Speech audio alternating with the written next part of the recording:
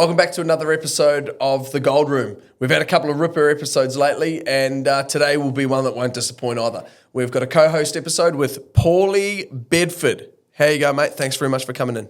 You're welcome. Thanks for inviting us. Yeah, glad to be here. Not a problem. Mate, we always kick off with the life and the times, and you've had a pretty bloody awesome time in mining, an electrician by trade, and grew up in Port Macquarie. We'll correct that. But okay, that's great. So I'm not here to tell your story. You do that. Yeah, mate. Mining. Been in mining for probably nearly 44 years. I started off on the East Coast in coal mining, and you could say that I was probably a third generation coal miner. So my granddad and my dad did coal mining before me. And so there's a bit of a tradition in that in the family. So yeah, I grew up in a town called Cessnock in the Hunter Valley in New South Wales, and of course it's huge. Coal mining is huge in those areas, especially back then. So yeah, I started off. I received an apprenticeship. In fact, I received a few apprenticeships. One was mechanical. I didn't want to go down that road. No, you're shaking your head, yeah. Nuts and bolts, mate. So I went with the electrical apprenticeship, and sort of, you could say, never looked back after that. I started at 15 years of age. Common trend for your age group? Pretty much, yeah. I mean, back in those days, you started early, and especially if there was a trade on offer, which there was. And so I started off at a small underground coal mine just outside of Newcastle, and did my 4 years there, and then I was kept on after that for another 4 years. Nice. At that particular mine. So, but yeah, I grew up in the Hunter Valley and in the town of Cessnock, and it was a great upbringing. And we got up to a lot of stuff, and playing footy and all that sort of thing. For the local town. And you actually were, from memory, you actually got into your rugby league for a little bit too, didn't you? Oh yeah, that rugby league was the sport. Yep. Now, and I assume it still is over there, I'm not sure. So we got into rugby league. Unfortunately, suffered a few injuries, and as all greats do, mate. So I had to give it. Thank you, mate. Had to give it away. Got into the working life from there. And how many years in coal? It would have been 20 odd. I'd have to do it in my head, but. So at the underground coal mine, but especially at 15 years of age, was an eye opener. Yeah, I can remember a story about I don't know if it was my first day or second day, whatever. And you join a car crew and you travel to your work, and they bring you home again. So I go and do my day at work. And then we get in the car, have your shower in the bathhouse, and there's another story. And then go home, and the first stop is the Minmai Hotel. On the way home. Yeah, so I'm sitting in the back seat at 15 years of age, and I basically haven't touched alcohol in my life. And next thing, there's a long neck stuck in my hand. What was it? 4X? VB? No, 4X. Come on, mate. Sorry. This is New South Wales. Okay. Sacrilege. VB. I think it might have been VB. It might have been Two Is New. It might have been Two Is New. We'll call it Two Is New. Yeah, right. So here am I in the back seat, 15 years of age, with a long neck of beer. And what did Mum say when you got home? Gave her a little kiss on the cheek. Not impressed, mate. Not impressed. Yeah. So that was an interesting introduction to mining, and did 8 years there, basically underground. Who was the company? It was R.W. Miller was the company, and that's an interesting story in itself. Okay. How long we got? So Rod Miller was the owner of the company, and he was an absolute legend in underground mining, and especially in that area. So he even had started his own shipping company to ship the coal, coastal ships. Old school Chris Ellison. Exactly right. Yeah. And he was great because he would go around to all of his mines, and he would go down and he'd jump on the continuous mine, or he'd jump on the shuttle cars and he'd have a go himself, and the guys would look at him and say, wow, now that's a leader. So he was good. I did my 8 years there, and the mine shut down because coal mining was on a downturn, especially underground. What year? Ooh, that was about 1979, I think. Yeah. No. Shutdown was about 1987. Okay. Yeah. That's when I started. Well, 1980 is when I started. Yep. I basically went up the valley as you do, and there's a lot of open pit coal mines up there. So eventually I ended up at an open pit coal mine, which was Drayton Coal. And so I think I did 8 years there as well. What was a day in the life like as a coal miner? It depends on which mine you're talking about. If you're talking underground, it's just totally different. So, you would wake up early and jump in your car crew and off you go to work, and you go through the change house, the bathhouse, and you get dressed. And one of my first jobs was in what's called the lamp cabin, which is, I don't know if you remember the old oil flame safety lamps you see in underground coal mines. Videos, photos. They're decorations now, basically, but and they're quite valuable. But my job was to clean these oil flame safety lamps, and so basically they're a lamp which is semi-enclosed, and they're designed to detect gas, methane gas, basically. And you're trained to read the flame, and you can adjust it. You've got to read the flame. It tells you how much methane's in the atmosphere, because methane is the highly explosive killer of coal mines. Yep. And I think that was was it Pike River mines in New Zealand? Absolutely, 10 or however many years ago that Yep. Well, killed a whole bunch of people. That's right, yeah. One of the big things with underground coal mines is that, the methane can explode, but methane burns pretty quick and it goes out. But what happens with the shockwave from that, you get coal dust flying everywhere, and coal dust is also highly explosive. So that's a secondary ignition, and that's what can kill a mine. And so I saw several of those, or were near several of those. Were you involved in an ERT team or anything like that? Not underground, no. I was basically a section electrician. So, I would have a section to look after, and that was my little place. And so it wasn't until I got into the open pit I started getting into ERT teams and things like that. To continue on, if you like. So going up the valley into the open pit coal mines, which is totally different. You drive in, drive out, but obviously it's all on the surface. There's no underground, but you're working on some tremendous machines. And and we were talking a bit before about drag lines and things like that. What a bloody piece of massive machines. Yep. So there's a few stories around that as well. But did my time in the open pits, and then basically we decided to up and move to WA. And so that's what how a place. Magnificent place, as you would know. Yeah, I love JC, yeah. So, we moved due to the opportunities over here, which were just tremendous. What year did you move over here? That was 2007. I moved over here. Yeah, so that's when the fly in, fly up began. Yeah, awesome. So when you arrived over here, what did you do about finding employment, or had you already teed something up while you were over east? No. I my wife at the time had a job teed up over here, so basically we just rocked up and I just started applying. Yep, cool. And skills were in so much of a shortage over here that the very next day I was starting to get offers in for employment. Who'd you start with?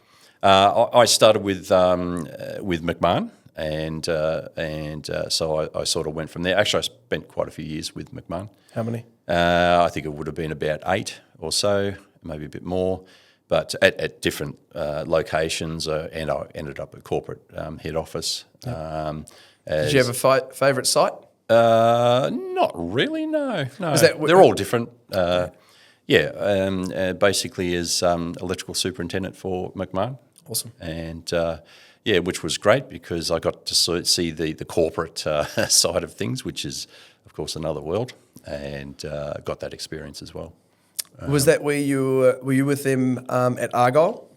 Yes, I was. Yeah. They McMahon had the contract to do the underground mining section because they were going to do a block cave method of underground. So what's a block cave method? Oh God, yeah. So I'll go back a bit. So the open pit at Argyle was basically as deep as it could go, but they knew that there were still reserves underneath and it's shaped like the root of a tooth, so it goes down like that.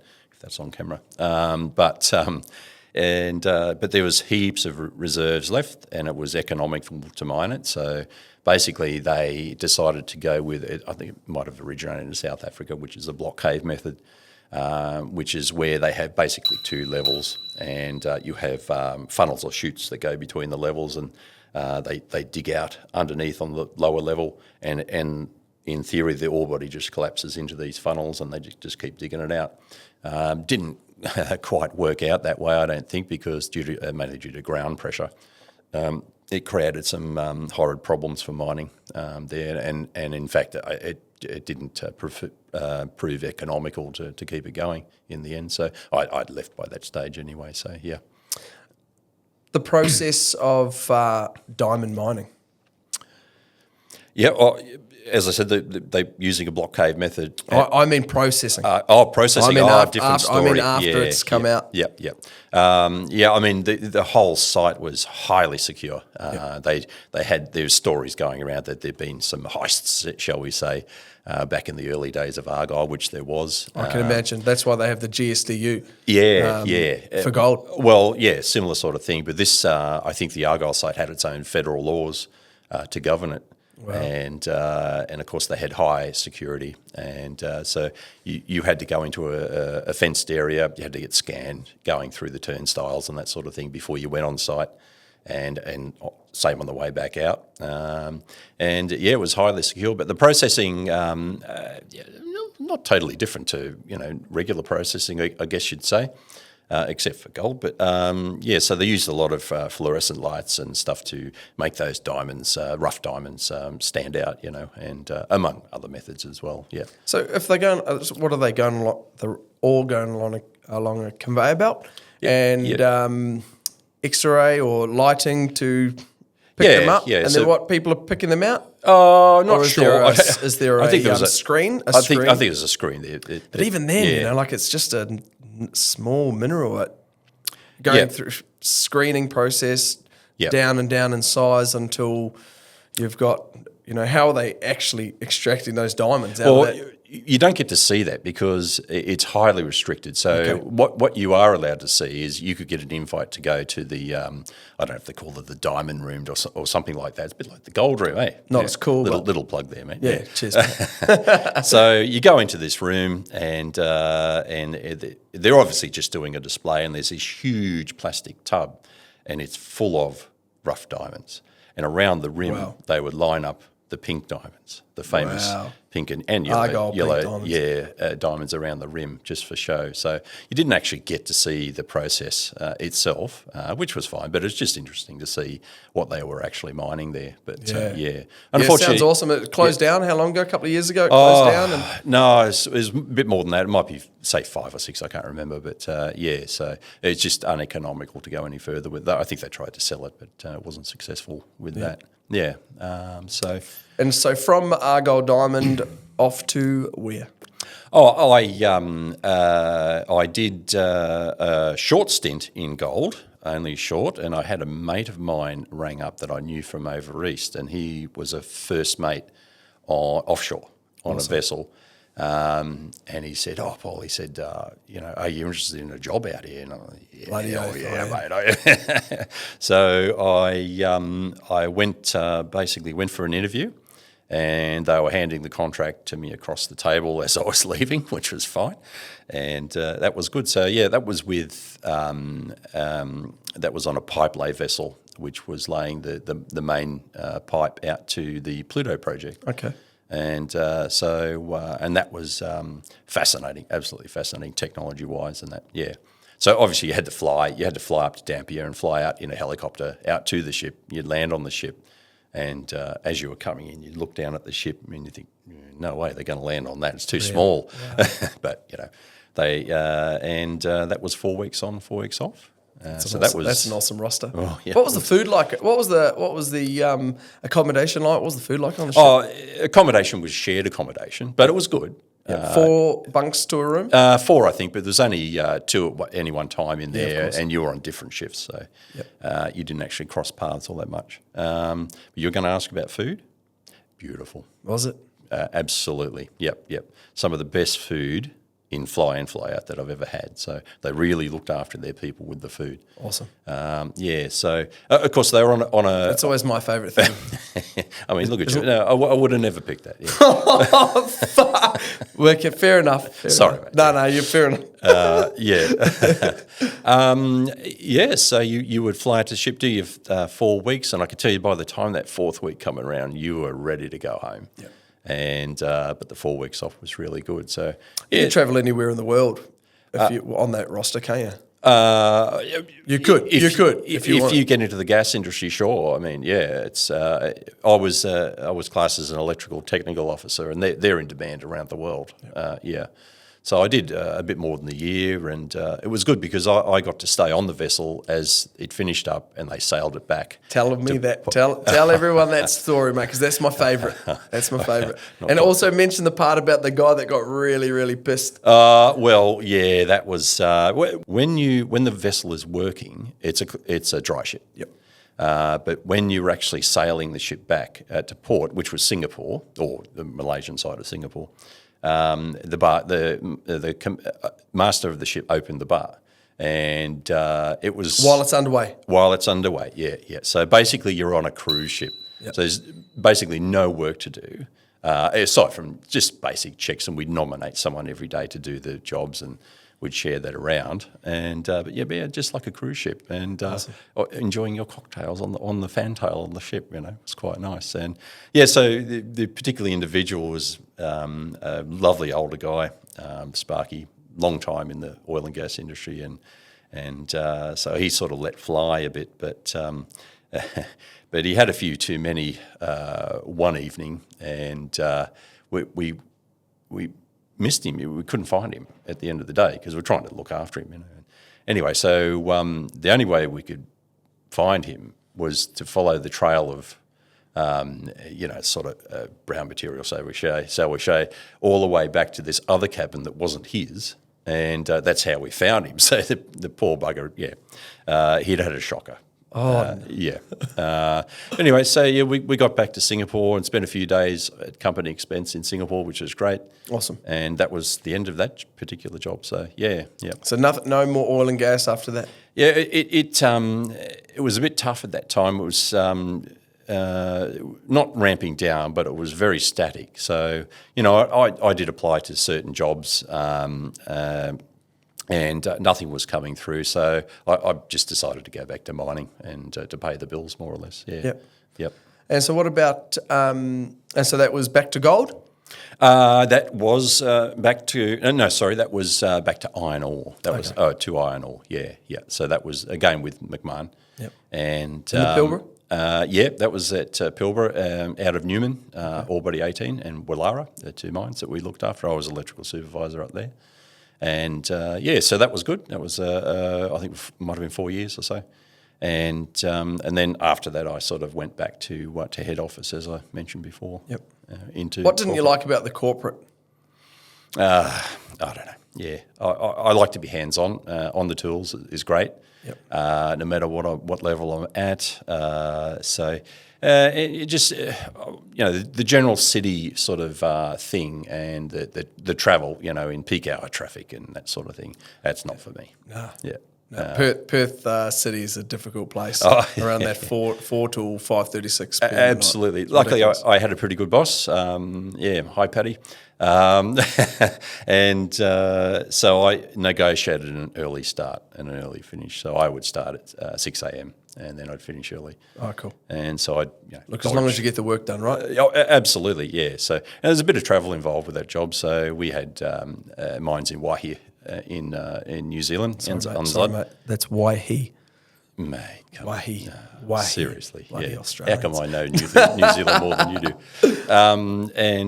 So it involved travelling around to the different mines, just ensuring compliance and so forth with electrical regulations and Australian standards and so forth. That would have been awesome. So a little bit about your time in Waihi. Oh, yeah. You get out and do any fishing? No, didn't do any fishing. But it was Waihi's a beautiful place. It's an interesting place because the whole town's built around, as you would know, around the mine. Yeah. And in the past, they've actually had houses slipping into the mine and so forth. So It was a long time ago. it was. I think the company bought out all the houses around the mines, but so it was a good place. So I used to go for 3 or 4 days or something like that, and that was about it, and then come back home. Yeah. Yeah, beautiful. Tell me a little bit about your time as an electrical manager.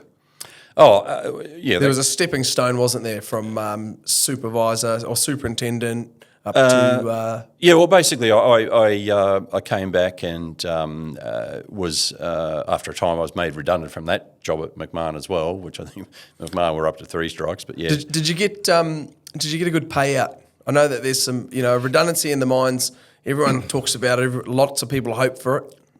yeah. Get Look, good it's payouts. not something I would count on. Was it your mate Tony who did 35 years? Who Oh was it? yeah. 35 years and got in a in the open pit coal mine where I worked with my friend Tony, and I think he did 35 years or something like that. $750,000 payout. Oh, I don't know if it's that much, Oh, but that's- it's pretty good, yeah. But it's not something that I would count on.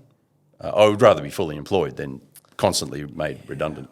For sure, definitely. But I think if Yeah. you got a big bloody payday Yeah. for redundancy, and then the industry's pumping Yep. to go into a job the next day, the next week, the next look- month, you've got some breathing room, don't you? Yeah, it can work for you. Definitely can work for you. Yeah. So, but probably not something you should count on. But so where were we up to? We are at your transition from site superintendent to manager. Okay. Yes. So after that, I went into a mid-tier gold miner in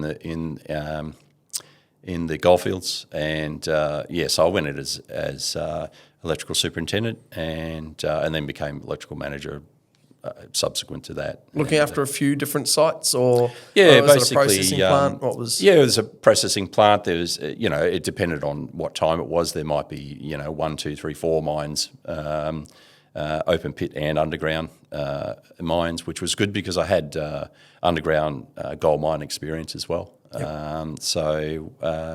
That was good. And so basically progressed on from there and then finished up there. And Finished up there to retirement. absolutely. How's Yep. that going for you, mate? I hate it, mate. I can't stand it. No. It's good. So you've got a little block up the back of Gidgee We got a little farm. Yeah, retired to the How many acres? 70, I think it is. 69.5. Oh, come on, mate. Yeah. It's not like our other good friend Jayson Cable. He's got a tiny little one. He's 50 It's acres. only 50. Yeah. I don't know how he puts up with it. You Yeah. both have worked bloody hard. That's just maybe that's the 15. You're finishing school at 15 and getting into a be. trade, and Yep. all telling the same story of hard work and dedication and drive. And we talk about that all the time. Absolutely, And, so you deserve. I've known you for many years, and you definitely deserve your retirement. Yeah, so, it's, spending time with the grandkids. You enjoying that? Yeah, mostly. I wanted to throw that one in there, mate. My daughter's going to kill me. Nah, she'll be fine. Okay, yeah. No, they're good, and it's part of the reason why retirement was good at that stage, because we've all moved in together. Would you believe? It's a big house, as you know. You had It is a bloody big Ripper house. Sparky. Yeah, Put yeah. the Look, the Sparky that I had, mate, he was absolutely brilliant. Yeah. He's still got a little bit to do, but he'll be back, mate. He'll be back. He'll be back. JC will be back. That's been said before, Yeah, it has. He came back, didn't he? He did come back. Easter? Yeah. Somewhere about then. Yeah. Or did he? I don't know the whole religion Not the same thing. JC. No, different. Anyway, mate, listen, thank you very much for coming in and filming this co-host interview. Your history in the mining industry is awesome. You've been from 15 all the way up to 68 years old. Hey, Jesus. You've Edit that part out. No, we will. 45 years. Yeah. You've given back. You've given back, and I think people, or I certainly learnt, in different places, I've certainly learned a lot from you, and I know other people have too. So it's a bloody pleasure to have you on, and really looking forward to having you as a co-host while we interview a couple of Ripper guests. That'd be great, mate. Yeah, I'd love to come back. You'll be back. Thanks, mate. Not a problem. Thanks very much for tuning into another episode of The Gold Room. Hope you liked a little bit of Paul Bedford's life story. Don't forget to drop a comment, but bloody subscribe to the channel. We're lots of people are viewing. There's lots of views. Jump on and subscribe. Help us out. Thanks very much.